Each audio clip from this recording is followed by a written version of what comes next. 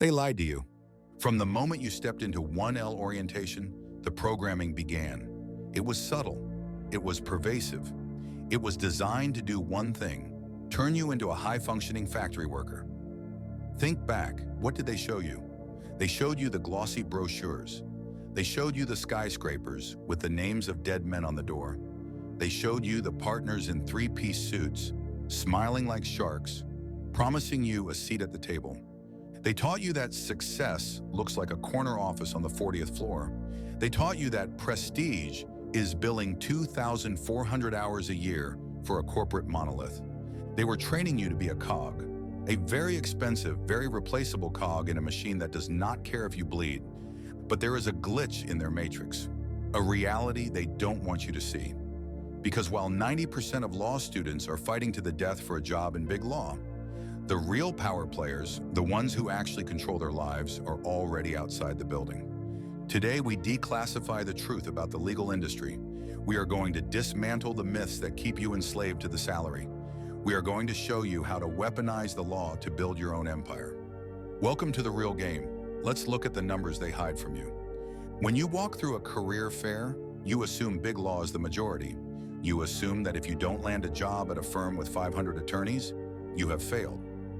Here is the statistic that shatters that illusion. 70% of private practice lawyers in the United States work in small firms. 70%. And when we say small, we aren't talking about regional powerhouses. We are talking about solo practitioners. We are talking about micro firms with 2 or 3 partners. The American legal system is not run by corporate giants. It is run by Main Street entrepreneurs. It is run by the guerrilla fighters. Why does this matter? Because it redefines the concept of risk. They tell you that starting your own firm is crazy. They tell you it is unsafe. That is a manipulation tactic. They need you to be scared so you will stay in the cage. They need you to believe that the only safety is in the collective. But the data proves that if you start your own firm, you aren't an outlier. You are joining the majority. You are joining the backbone of the economy. Why is the landscape this way? Because big law is a dinosaur. It is heavy, it is slow, it requires massive calorie intake, huge fees to survive. It serves the Fortune 500. It serves the elite. But what about the rest of the world? The access to justice gap is massive. The restaurant owner, the graphic designer, the family navigating a divorce, they cannot afford $1,200 an hour for a junior associate to review a PDF. This is a target-rich environment. The 70% of small firm lawyers are the ones servicing the real economy. They are the ones who can move fast. They are the ones who can adapt. Think of it this way. Big law is an aircraft carrier. It takes 5 miles to turn around. You are a Navy SEAL team in a Zodiac boat. You are agile. You are lethal. You can go where the carrier cannot. The market is shifting. The old guard is terrified. The barriers to entry have collapsed. The only thing stopping you from joining the 70% is the fear they planted in your head.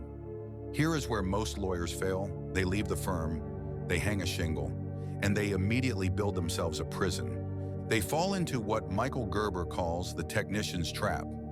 You are trained to be a technician. The technician is the person who does the work. You love the research, you love the writing, you love the argument. The technician believes, if I am a good lawyer, I will have a successful law firm. This is a lie. Being a good baker does not mean you know how to run a bakery. Being a good lawyer does not mean you know how to run a business. If you start a firm and you spend 100% of your time acting as the lawyer, you do not own a business. You own a job. And it is the worst job in the world because your boss is a lunatic. You. To survive, you must undergo a violent psychological shift. You must kill the employee inside you. You must split your brain into 3 distinct personalities. The technician, the one who drafts the motion. The manager, the one who ensures the technician has ink in the printer and shows up on time. The entrepreneur, the visionary, the killer. The employee mindset wakes up and asks, what work do I have to do today? The owner mindset wakes up and asks, how can I manipulate the system so I don't have to work tomorrow? The entrepreneur does not look at the law as a craft. The entrepreneur looks at the law as a product. A product can be packaged. A product can be sold. A product scales. This requires you to abandon the billable hour. The billable hour is a shackle. It ties your income to your time. You only have 24 hours in a day. Even if you don't sleep, there is a hard ceiling on your wealth. The mindset shift is moving from time to value. If you can solve a client's $100,000 problem in 5 minutes because you are brilliant, why should you be paid for 5 minutes? You should be paid for the $100,000 of value. Let's talk about resilience. In a firm, if you make a mistake, a partner yells at you. It hurts your ego, but the direct deposit still hits on the 1st and the 15th. You are insulated from reality. In the wild, if you make a mistake, you don't eat. This sounds harsh. It is. But this pressure creates a different breed of human. It creates a predator. When your survival depends on your performance, your senses sharpen. You stop making excuses. You stop blaming marketing or the economy. You embrace extreme ownership. If the phone doesn't ring, it is your fault. If the client doesn't pay, it is your fault. If the judge rules against you, it is your fault. This level of responsibility crushes the weak, but it makes the strong unstoppable. The dinosaurs of big law rely on two things: mass and inertia. They throw bodies at problems. You cannot compete with them on mass. If you try to fight them by their rules, you will lose. You must change the weapons. We are seeing 3 trends that are reshaping the battlefield. These are force multipliers. The exoskeleton legal tech. In 1995, a solo lawyer needed a physical library, a secretary, a paralegal, and an office to look legitimate. The overhead was crushing. Today, you carry your firm in your pocket. Cloud computing, Clio, MyCase, Practice Panther gives you the infrastructure of a mega firm for $100 a month. But the real weapon is automation. Imagine an estate planning lawyer. The old way, meet the client, type the will, type the trust, spend 4 hours. The new way, send the client a digital intake form. The data automatically populates into a document engine. The 50-page trust is generated in 3 seconds. You didn't type a word. The client still pays the flat fee for the trust. You have just done 4 hours of work in 3 seconds. Your effective hourly rate just went from $300 to $30,000. This is how you scale. You do not sell your time. You sell the output of your machine. Weapon 2, sniper fire, unbundling. The traditional model is all or nothing. A client pays a $5,000 retainer, or they get no help. This leaves 60% of the market undefended. Unbundling is the sniper approach. You break the legal process into specific, lethal components. I won't handle your whole divorce. I will just draft the filing for $500. I won't represent you in court. I will coach you on how to speak to the judge for $200. You are turning a service into a product. This allows you to capture the thousands of clients who are terrified of the $5,000 retainer, but desperate for help. You aren't competing with other lawyers for these people. You are competing with Google, and you will win. Weapon 3, the fortress, subscription models. The eat what you kill model is stressful. 1 month you feast, the next month you starve. The smartest legal entrepreneurs are building recurring monthly revenue RMR. Think of law as a service. You target small businesses.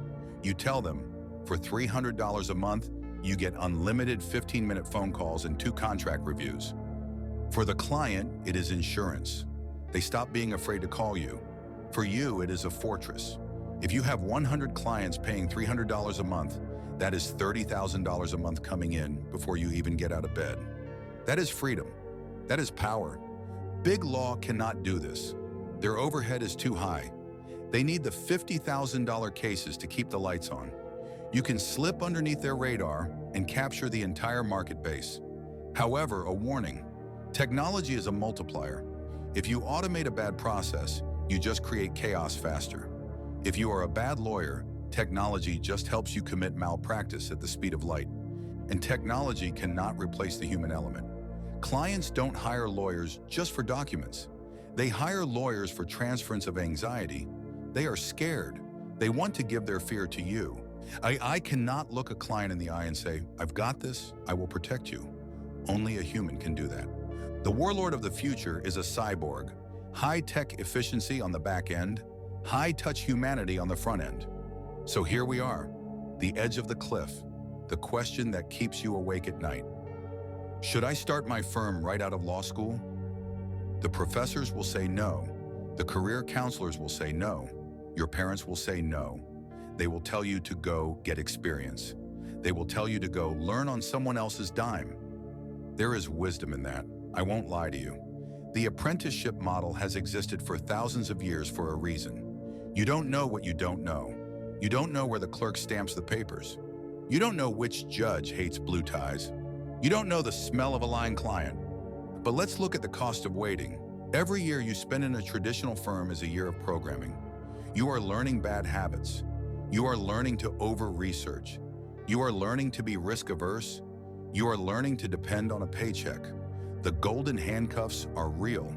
Once you have the mortgage, the car payment, and the lifestyle of an associate, it becomes mathematically impossible to quit and start a business. You become addicted to the comfort. Let's look at the advantage of youth. If you are 25 or 26, you have a weapon that the 45-year-old partner does not have: hunger and low overhead. You can live on nothing. You can work 18 hours a day. You have no status to protect. This makes you dangerous.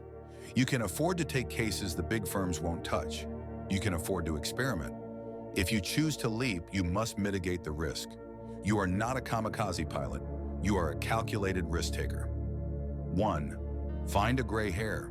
You need a mentor. Not a boss, a mentor. Find a semi-retired attorney. Buy them lunch. Ask them the stupid questions. You need someone to call when you are panicking. 2. Pick a niche. Do not be a door lawyer, taking anything that walks in the door. That is how you get disbarred. You cannot be an expert in criminal law, family law, and patent law simultaneously. Pick one thing. Become the master of that one thing. It is easier to learn 100% of DUI defense than 10% of everything. 3. Contract work. You need cash flow while you build. Don't drive Uber.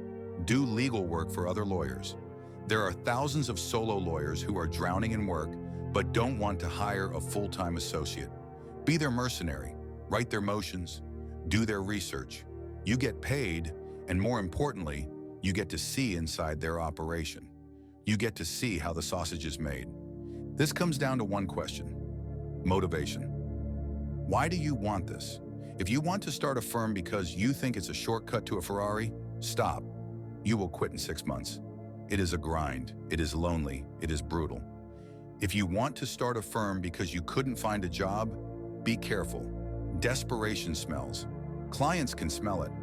But if you want to start a firm because you value autonomy above all else, if you are willing to eat dirt for 2 years so you can eat steak for the rest of your life, if you want to build a machine that serves you, rather than being a part of a machine that serves them, then you are ready.